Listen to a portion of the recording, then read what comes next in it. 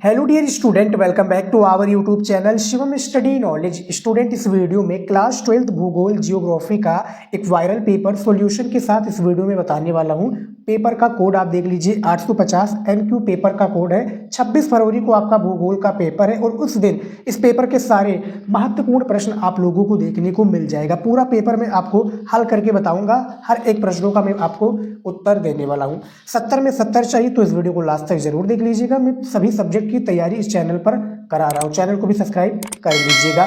समय आपको 3 घंटे 15 मिनट दिया जाएगा, जो हर एक सब्जेक्ट में दिया जाता है। पेपर कोड इसमें इंपॉर्टेंट होता है। अनुक्रमांक और नाम अपना लिख लीजिएगा। 70 नंबर का पूर्णांक ये भूगोल का पूरा होता है। नोट में दिया हुआ प्रारंभ के 15 मिनट परीक्षार्थियों को प्रश्न पत्र पढ़ने के लिए निर्धारित है। इसका निर्देश है सभी प्रश्न अनिवार्य है, यानी इस पेपर में जितने भी प्रश्न दिए गए सभी प्रश्न अनिवार्य है। सबसे पहला इसमें कि प्रश्न संख्या 1 से लेकर 8 तक बहुविकल्पीय प्रश्न है। प्रश्न संख्या 9 से 16 तक अति लघु उत्तरीय प्रश्न है, जिनका प्रत्येक उत्तर 20 शब्दों में। प्रश्न संख्या 17 से 22 तक लघु उत्तरीय प्रश्न है, जिनका प्रत्येक उत्तर लगभग 50 शब्दों में। और प्रश्न संख्या 23 तथा 24 विस्तृत उत्तरीय प्रश्न है, जिनका प्रत्येक उत्तर लगभग 150 शब्दों में दीजिए। प्रश्न संख्या 25 एवं 26 मानचित्र कार्य से संबंधित आपका प्रश्न रहेगा। दूसरा निर्देश है कि सभी प्रश्नों के लिए निर्धारित अंक उनके सम्मुख अंकित रहेगा। जो जितने नंबर का प्रश्न होगा सामने आपको बता दूंगा। 8 बहुविकल्पीय प्रश्न आपके भूगोल में पूछे जाते हैं। और सबसे पहला जो प्रश्न दिया हुआ है भूगोल का, मानव विकास सूचकांक किस संस्थान द्वारा जारी किया जाता है? बताइए। आपके सामने जो है 4 विकल्प देखने को मिल रहा होगा। 1 नंबर का काफी ज्यादा इंपॉर्टेंट प्रश्न है। तो मानव विकास सूचकांक जो जारी करता है यूएनडीपी जारी करता है, यूनाइटेड नेशनल डेवलपमेंट प्रोग्राम इसका फुल फॉर्म है, ठीक है, जिसको हम क्या कहते हैं, संयुक्त राष्ट्र विकास कार्यक्रम भी कहते हैं स्टूडेंट। तो पहले नंबर का विकल्प बिल्कुल सही हो जाएगा और 1 नंबर आपका पक्का हो जाएगा। दूसरा प्रश्न है, विश्व में वाणिज्य पशुधन पालन किस देश में प्रचलित है? तो विश्व में वाणिज्य पशुधन पालन की बात हो रही है और दूसरे नंबर का जो सही विकल्प हो जाएगा डी हो जाएगा, न्यूजीलैंड हो जाएगा स्टूडेंट। न्यूजीलैंड और ऑस्ट्रेलिया, युरुग्वे, अमेरिका, अर्जेंटीना, ये सभी जो देश है भैया जिनके वाणिज्य पशुधन पालन से प्रचलित हैं। तो दूसरे नंबर का डी विकल्प सही हो जाएगा। यहाँ पर और भी सभी देश होते हैं तो नाम उनका भी होता। तीसरा प्रश्न है कि निम्नलिखित में से पर्यावरणीय निश्चयवाद का प्रतिपादक कौन है? देखिए, पर्यावरण जो निश्चयवाद के जो प्रतिपादक, इसको नव निश्चयवाद के भी नाम से जाना जाता है। और इसके जो प्रतिपादक है भैया ग्रिफ्थ टेलर हो जाएंगे, ग्रिफ्थ टेलर हो जाएंगे। लेकिन गूगल पर दिखा रहा है फ्रेडरिक रेटियल। अब आप बताइए इनमें से कौन सा सही विकल्प हो जाएगा? देखिए, इनमें फ्रेडरिक रेटियल तो दिया रहेगा तो ग्रिफ्थ टेलर पर टिक लगा देंगे। चौथा प्रश्न है कि निम्न में से किस कोयला क्षेत्र का कुछ भाग उत्तर प्रदेश में अवस्थित है? रामपुर, तलचर, पांडुर या सिंगरौली? तो चौथे नंबर प्रश्न का जो है डी विकल्प सही हो जाएगा, सिंगरौली हो जाएगा बिल्कुल सही विकल्प। 5वां नंबर प्रश्न है, टोटल 8 ही प्रश्न आपको पेपर में देखने को मिल जाएगा। और देखिए 5वां जो प्रश्न है इसमें कि अंकलेश्वर तेल क्षेत्र कहाँ स्थित है? आप बताइए, चेन्नई में है, गुजरात में है, कटक में है या कोलकाता में है? तो ये भैया गुजरात में है। अंकलेश्वर तेल क्षेत्र। उसके बाद में 6 नंबर प्रश्न देखिए, राष्ट्रीय युवा नीति सर्वप्रथम किस वर्ष अपनाई गई? जो राष्ट्रीय युवा नीति है ये सर्वप्रथम कब अपनाई गई थी डियर स्टूडेंट? तो ये अपनाई गई थी भैया वर्ष 2003 ईस्वी में, वर्ष 2003 ईस्वी में। 7वां नंबर प्रश्न यहाँ पर स्क्रीन पर दिया, भारत में दूसरा सबसे बड़ा धार्मिक समुदाय कौन सा है? देखिए, पहला तो हिंदू धर्म हो जाए, दूसरा मुस्लिम हो जाएगा। 7वें नंबर का जो है ए ऑप्शन यहाँ पर बिल्कुल सही हो जाएगा। 8वां प्रश्न स्क्रीन पर आप देख सकते हो कि भरमौर क्षेत्र को कब अधिसूचित जनजातियों, देखिए जनजातीय क्षेत्र घोषित किया, इसके बारे में बताइए। इनमें से बी विकल्प सही हो जाएगा, वर्ष 1975 यानी 21 नवंबर 1975 विकल्प बिल्कुल सही हो जाएगा 8वें नंबर प्रश्न का। अब यहाँ पर देखिए भूगोल में आपको 8 ही अति लघु उत्तरीय प्रश्न दिए जाएंगे, ठीक है, और आपको इनके प्रश्न का उत्तर किस तरीके से देना है निर्देश में पढ़ाई होगा। 2 नंबर आपका एक प्रश्न रहेगा। 9 नंबर प्रश्न दिया हुआ कि भूगोलवेता ग्रिफ्थ टेलर की नई संकल्पना क्या थी, इसके बारे में बताइए। देखिए, उत्तर भूगोलवेता ग्रिफ्थ टेलर ने पर्यावरणीय निश्चयवाद और संभववाद के बीच मध्य मार्गी यानी नव निश्चयवाद अथवा रुको और जाओ निश्चयवाद की संकल्पना को प्रस्तुत किया। जो मैंने आप लोगों को प्रश्न बताया था स्टूडेंट, कौन सा प्रश्न था बताइएगा? ये तीसरा प्रश्न था बहुविकल्पीय का, उसमें मैंने अच्छे से समझाया भी था।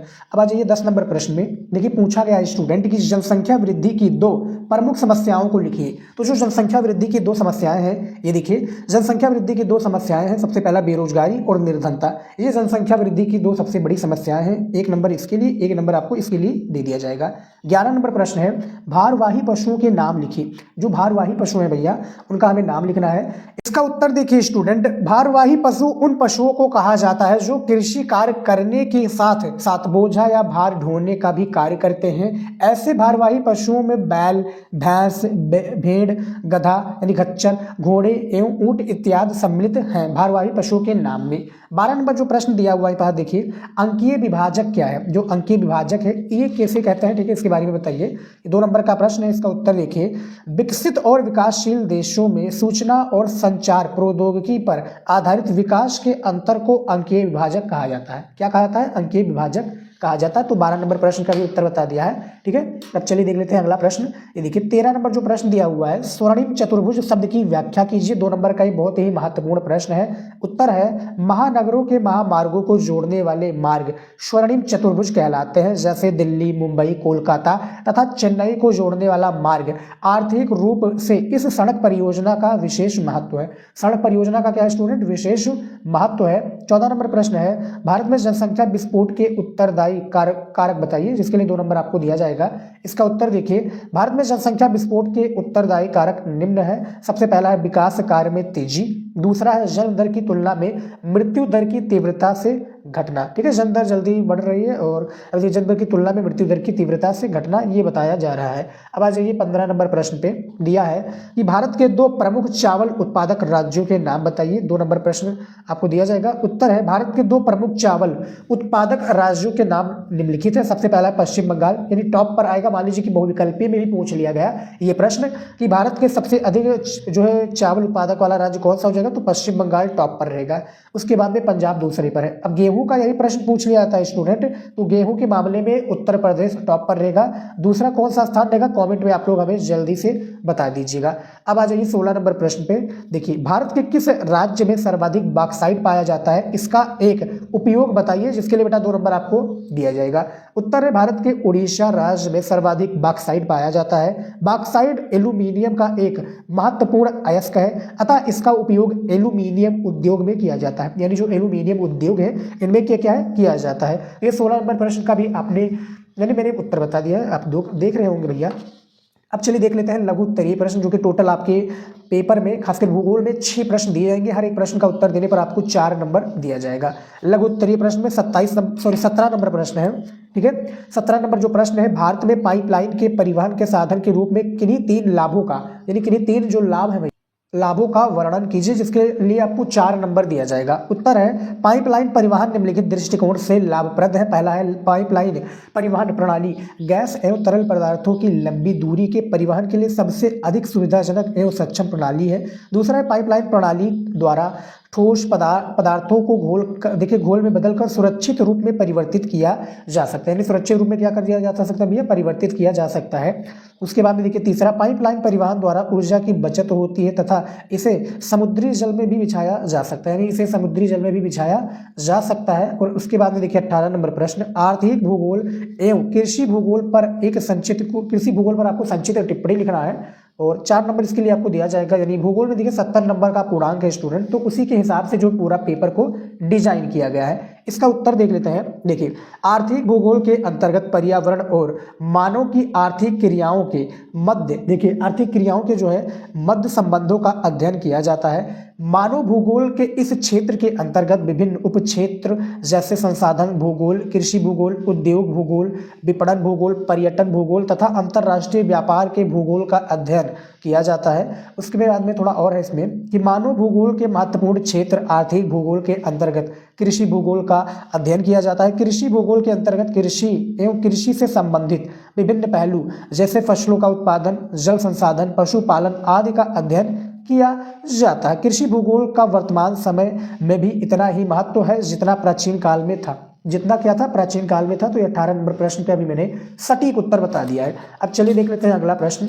यहाँ पर देखिए अगला जो प्रश्न दिया हुआ है स्टूडेंट 19 नंबर, ये देखिए, मानव विकास की संकल्पना की विवेचना कीजिए। तो जो मानव विकास की संकल्पना, ये बहुत ही इंपॉर्टेंट प्रश्न है, डबल टिक लगा दीजिए भैया, बहुत ही इंपॉर्टेंट है। 4 नंबर का ये प्रश्न है। उत्तर है, मानव विकास की संकल्पना केवल अर्थव्यवस्था के विकास से संबंधित ना होकर मानव के संपूर्ण विकास से संबंधित है। आर्थिक कारकों के समान राजनीतिक, सांस्कृतिक और सामाजिक कारकों को भी उतना ही महत्व दिया जाता है। मानव विकास में स्वस्थ यानी मानव जो विकास है इसमें यहाँ पर देखिए, मानव विकास में स्वस्थ एवं दीर्घ जीवन के साथ साथ सार्थक जीवन मानव विकास का मुख्य तत्व है। सार्थक जीवन से तात्पर्य स्वस्थ एवं दीर्घ जीवन के अतिरिक्त ज्ञान प्राप्ति कर स्वयं एक समाज के विकास में भागीदारी निभाने से है। लोगों के विकल्पों में वृद्धि और जन कल्याण के स्तर को ऊंचा उठाना मानव विकास है, क्योंकि इसे सभी देखिए गुणात्मक पक्ष शामिल है। इसमें जो है सभी क्या है, गुणात्मक जो पक्ष है ये शामिल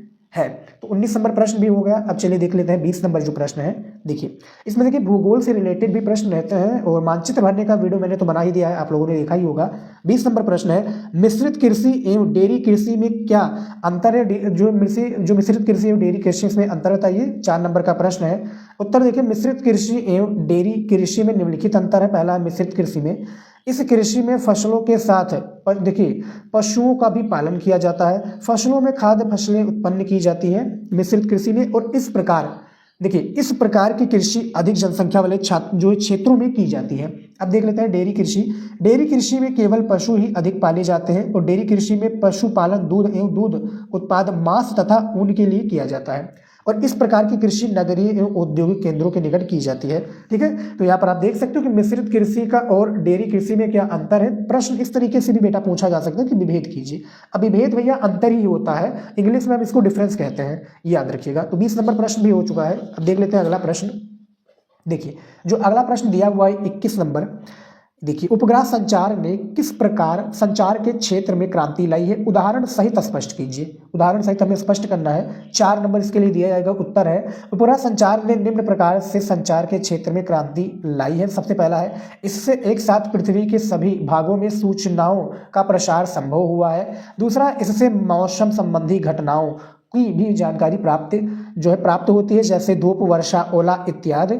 और तीसरा है, सबसे अधिक फायदा ये है कि इससे जो है हुआ है कि इसने समय की बचत की है, और जैसे मोबाइल, फैक्स आदि से सूचनाओं को घर बैठे कुछ ही सेकंडों में पहुंचाना आसान हुआ है। यानी कहने का अर्थ भैया उपग्रह से भैया जो है जो भी सूचनाएं देखते हैं, आप मोबाइल चलाते हैं उसमें ट्विटर है, एक्स है, यूट्यूब है, फेसबुक है, जिस पर आप देख रहे हो यूट्यूब है, ठीक है, और फेसबुक है, इंस्टाग्राम है, सभी है, ठीक है। तो उपग्रह संचार के माध्यम से संभव हुआ। इससे मौसम की जानकारी मिल जाती है भैया कि इस दिन बारिश होगी, इस दिन धूप रहेगा, इस दिन ज़्यादा गर्मी रहेगी, इस दिन जो है ठंडी पड़ेगी, ओला गिरेगी। तो इस तरीके से जानकारी इससे जो है यहाँ पर आप देखिए मोबाइल, फैक्स आदि सूचनाएं का भी जारी होना संभव हुआ है। तो 21 नंबर जो प्रश्न है इसका सही उत्तर है।